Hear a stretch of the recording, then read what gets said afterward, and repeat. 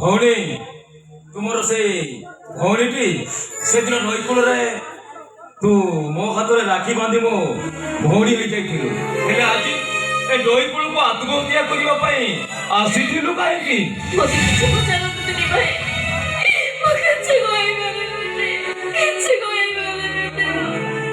ନା ଭଉଣୀ, ତୋର କଣ ହେଇଛି? ଥରେ ପରା କହିଥିଲି ଦରକାର ପଡ଼ିଲେ ସରଫ ସାହାଣୀ ତୋ ପାଇଁ ତ ଜୀବନଟା ଦେଇଦବ।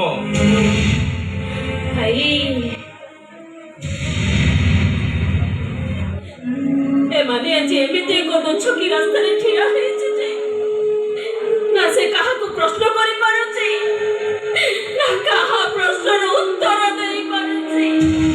ଏମାନେ ମୋ ମୁଣ୍ଡ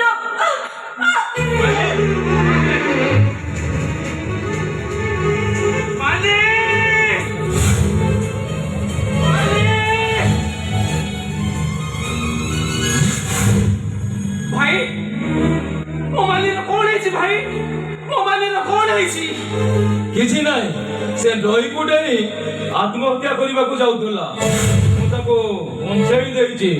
କିନ୍ତୁ ଆପଣ? ମାନିର ଭାଇ ସାଗର। ହେଲେ ମାନି ଆତ୍ମହତ୍ୟା କରିବାକୁ ଯାଉଥିଲା କାହିଁକି? ସେ ଅନେକ କଥା। ଆଜି ହଉଛି ମାନିର ବାହାଘର, କିନ୍ତୁ ସେ ମନୋଜ ବୋଲି ଗୋଟେ ପୁଅକୁ ଭଲ ପାଉଥିଲା, ଯାହାର କି ବାପା ମାର କୌଣସି ପରିଚୟ ନାହିଁ।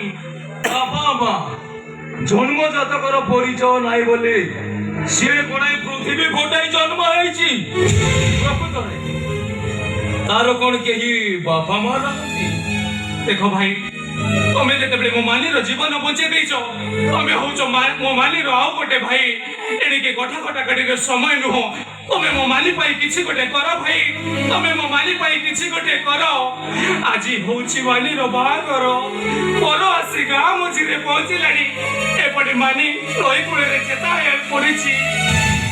ବର୍ତ୍ତମାନ ମାନି ହଉଛି ମଙ୍ଗୁଳା କନ୍ୟା। ଶୁଣ, ସେ ବିଷୟରେ ଚିନ୍ତା କରି କିଛି ଲାଭ ନାହିଁ। ଘର ଯେତେବେଳେ ଆସି ଗାଁ ମଝିରେ ପହଞ୍ଚିଗଲେଣି, ମାନି ଯେତେବେଳେ ମଙ୍ଗୁଳା ହେଇସାରିଛି, ତା ବାହାଘର ସେଇଠି ହବ। ଭାଇ ଘର ମାନିକୁ ଯିବା।